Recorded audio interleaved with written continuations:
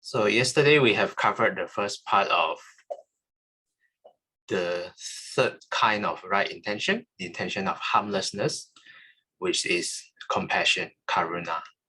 We have covered 2 paragraphs.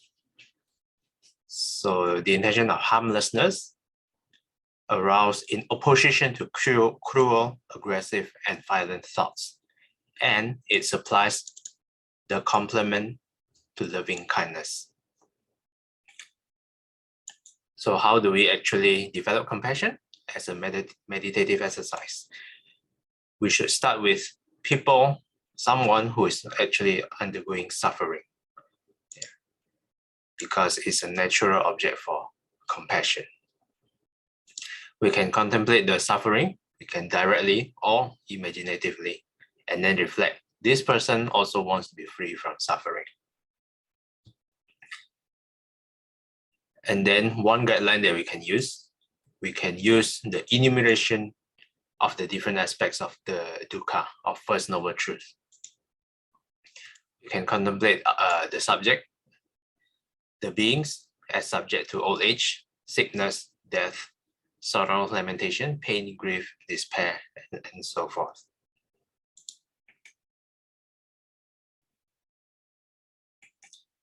Okay, today we are going to complete the intention of harmlessness, the last 2 paragraphs. I will start to read.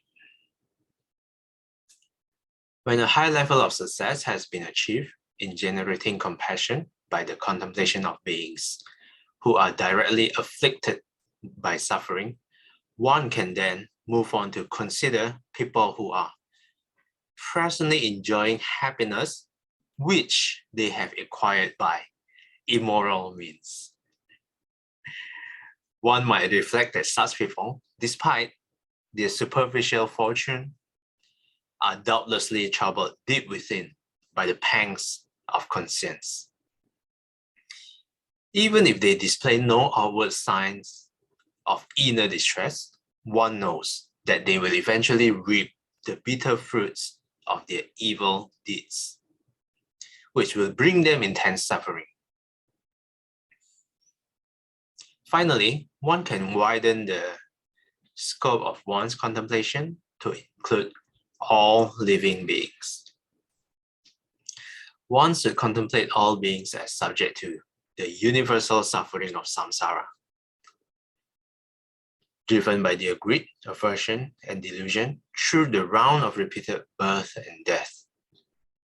If compassion is initially difficult to arouse towards beings who are total strangers, one can strengthen it by reflecting on the Buddha's dictum that in this beginningless cycle of rebirth, it is hard to find even a single being who has not, at some time, been one's own mother or father, sister or brother, son or daughter. Yeah, so this last line, if we consider the samsara, since beginningless of time, all of you have been my father, all of you have been my mother. So all of you are not only my Dharma brothers and sisters, you could be also literally be my brothers and sisters, but in the past. Yeah, so this is one powerful way. So we can imagine if we dislike someone, that someone actually is our mother. So why should we dislike our mother? I mean, that's one way to look at it. And this one, actually, this line, one can then move on to consider people enjoying happiness, but acquired by immoral means. So can you guys think of any people, public figure maybe? I think the obvious one is the past US president, Donald Trump. That's one. And in Indonesia, there's a lot of corrupted government officials. So yeah, I hope I don't get into trouble by saying this, but I think Singapore is safe. I think Singapore's government is not corrupt, right? Yeah, I think they are very smart. They had imposed a lot of high salary, so there's no need for corruption. Okay, maybe I should cut this out in the recording. Okay, how about you guys? Can you guys think of anyone, public figure that we all know maybe? How about the NKF golden tap? Do you guys know that? Yeah.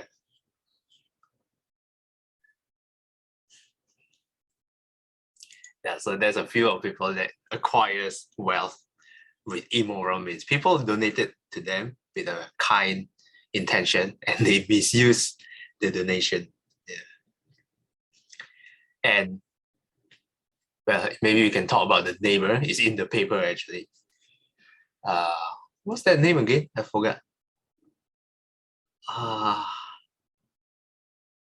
The pastor of City Harvest Church, it was in paper, right? They will lock up 6 of them.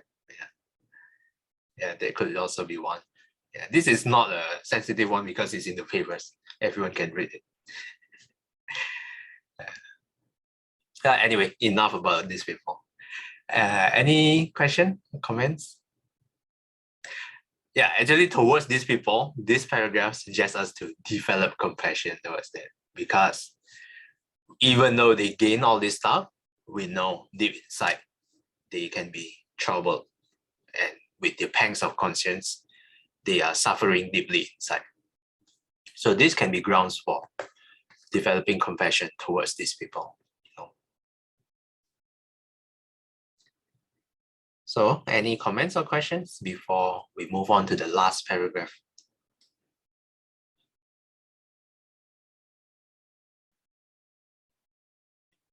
Okay, if not, then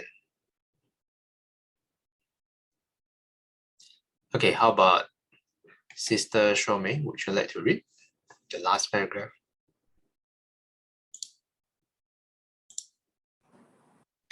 To sum up, we see that the 3 kinds of right intention of renunciation, goodwill, and harmlessness counteract the 3 wrong intentions of desire, ill will, and harmfulness. The importance of putting into practice the contemplations leading to the arising of these thoughts cannot be overemphasized. The contemplations have been taught as methods for cultivation, not mere theoretical excursions. To develop the intention of renunciation, we have to contemplate the suffering tied up with the quest for worldly enjoyment. To develop the intention of goodwill, we have to consider how all beings desire happiness. To develop the intention of harmlessness, we have to consider how all beings wish to be free from suffering. The unwholesome thought is like a rotten peg lodged in the mind. The wholesome thought is like a new peg suitable to replace it. The actual contemplation functions as the hammer used to drive out the old peg with the new one. The work of driving in the new peg is practice, practicing again and again, as often as is necessary to reach success. The Buddha gives us his assurance that the victory can be achieved. He says that whatever one reflects upon frequently becomes an inclination of the mind. If one frequently thinks sensual, hostile, or harmful thoughts, desire, ill will, and harmfulness become the inclination of the mind. If one frequently thinks in the opposite way, renunciation, goodwill, harmlessness become the inclination of the mind. The direction we take always comes back to ourselves, to the intentions we generate moment by moment in the course of our lives. Thank you, Shomi. Okay, so maybe we define some big words here, excursions. A short journey or trip, especially one taken as a leisure activity. a deviation from a regular activity or course. And then what else?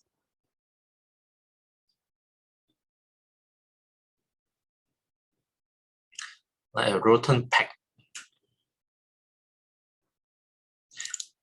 What is exactly a peg? It's something that you nail down, is it?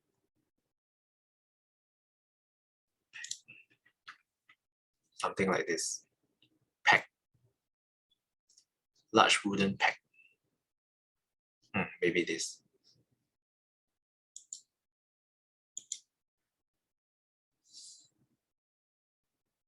The actual contemplation function as the hammer used to drive out the old peg with a new one. The work of driving in the new peg is practice, practicing again and again as often as is necessary to reach success. This line is so reassuring. The Buddha gives us his assurance that the victory can be achieved. He says that whatever one reflects upon frequently becomes the inclination of the mind. If we, every day, day to day, think sensual thought, hostile, harmful thoughts, desire, ill will, and harmfulness become the inclination of the mind. But if we think in the opposite way, then renunciation, goodwill, and harmlessness become the inclination of the mind. The direction we take always come back to ourselves, to the intention we generate moment by moment in the course of our lives. So I feel that this is quite relatable. Whatever I do daily, it becomes my habitual tendencies. For example, yesterday I took the 8 precepts, but out of habit, because every day I always whip up my phone and then just click on Facebook and then check, scroll regularly. That's what I do almost daily. And yesterday, out of habit, I also do the same thing, whip up my phone, click on Facebook, and then after I realized, oh no, I click on Facebook, okay, I quickly shut it down. So the habitual tendency is pretty strong for me, this one, because I have been doing it every day. So that has become my inclination. So even though yesterday I have taken the 8 precepts, but it's still out of habit and out of not being mindful. And then I do stuff that I'm not supposed to do. Yeah. So that's one way. And how about you guys? Any questions or comments?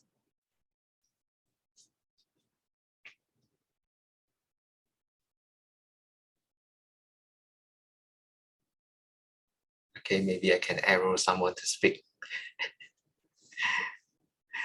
How about Saikang?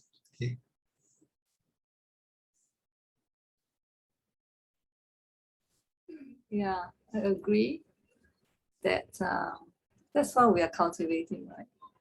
We are like replacing the old pack with new ones. We are cultivating to have wholesome thoughts. We are cultivating to get up early in the morning.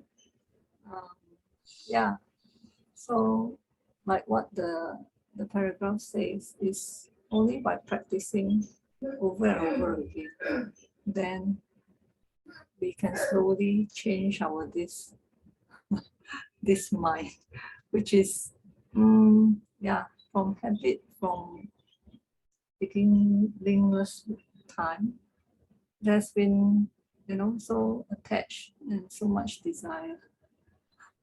So yeah, fully agree with the paragraph. Okay, thanks for sharing. How about Sister Tammy? Any comments?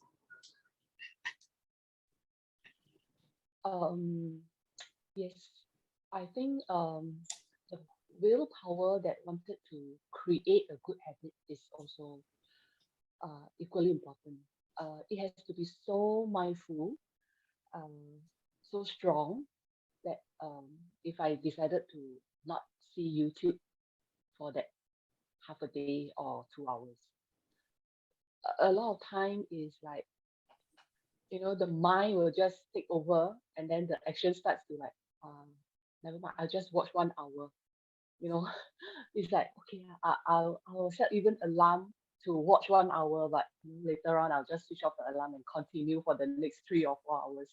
So it's like, yeah, even I try, but sometimes the willpower is just not strong enough to really want to maintain the habits or want to create a good habits. So I think the power, the awareness, and the determination just has to be extra strong. Yeah. Okay, thanks for sharing, Tammy.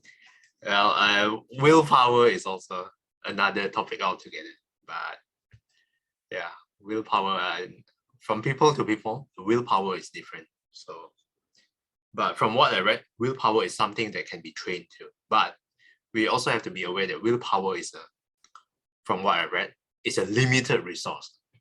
So while it can be trained, like if you keep using it, it will deplete. And someday or sometimes, some occasions, we will succumb when our willpower has depleted. Yeah. So that is from the book of, I think the book is called The Willpower Instinct. So maybe I can show it to you guys.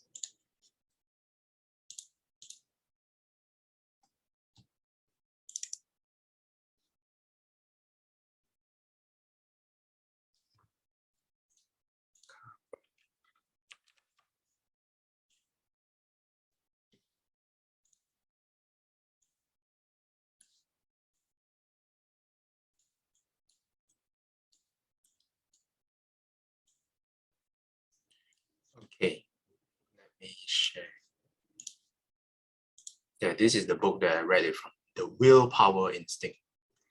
How self-control works, why it matters, and what you can do to get more of it. Yes. And I haven't had enough willpower to complete the book. So the irony. Okay. Any other comments or questions before we wrap up of intention of harmlessness and also right intention in general, the second factor of the Noble Eightfold Path? So, and for tomorrow, I'm thinking maybe we should do, before we jump into the next factor, maybe we should do a review of what we have read so far. Yeah, because we should not just read and then forget that. Then the whole point of studying is gone. So Shou Mei commented, Sister Xinghui, that was beautiful. I think that refers to the puja. Yeah, well done, good job. And any of you who would like to volunteer can message me as well. Then we can arrange for tomorrow's or the next days. Okay, if no more comments, we can wrap up here. So let's do a dedication of merits. Dedication of merits, 厌消三障诸烦恼，厌得就会证明了。普厌罪障悉消除，实是常行菩萨道。阿弥陀佛。Till we meet again, may we be guided by the Buddha, the Dhamma, and the Sangha. Sadhu, sadhu, sadhu. Okay, so that's all I have for today. Thanks everyone for participating. And see you guys tonight if you're coming. Thank you, everyone. Bye, Bye-bye. everybody. Thank you. Bye-bye.